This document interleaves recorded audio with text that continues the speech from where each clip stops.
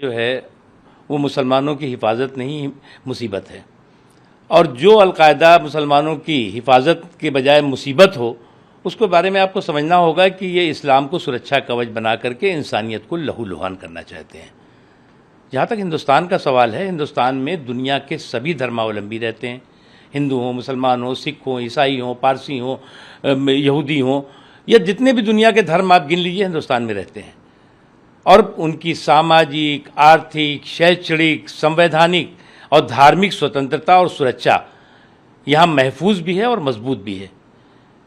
और इसलिए जिस तरह से पाकिस्तान प्रायोजित प्रोपेगेंडे के चक्रव्यूह में कुछ लोग फंस रहे हैं, उन्हें एक बात समझना चाहिए कि हिंदुस्तान की एक भारत श्रेष्ठ भारत की ताकत, अनेकता में एकता की ताकत को कोई कमज़ोर कर ही नहीं सकता।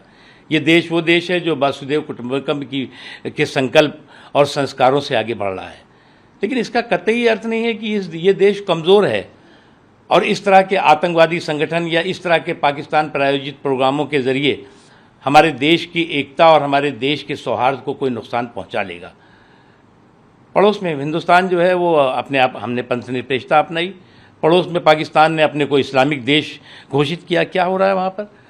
जिस वक्त बंटवारा हुआ था वहाँ पर 24% से ज़्यादा अल्पसंख्यक थे, आज 2% नहीं रह गए हैं।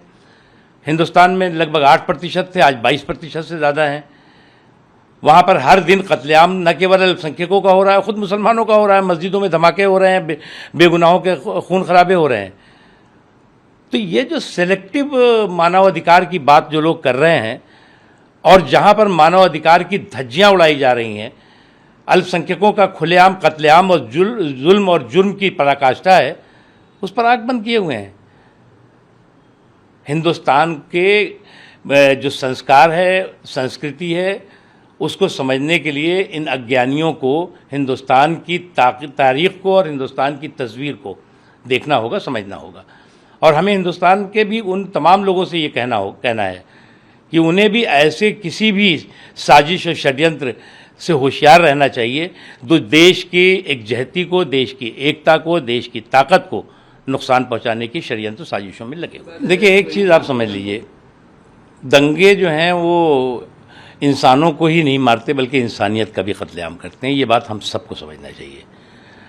और इन 8 सालों में नरेंद्र मोदी जी की सरकार ने इस देश में कोई भागलपुर जैसी घटना नहीं होने दी, कोई भिवंडी जैसी दंगे नहीं होने दिए, मलियाना जैसी घटनाएं नहीं होने दी, मालेगांव जैसे दंगे नहीं होने दिए।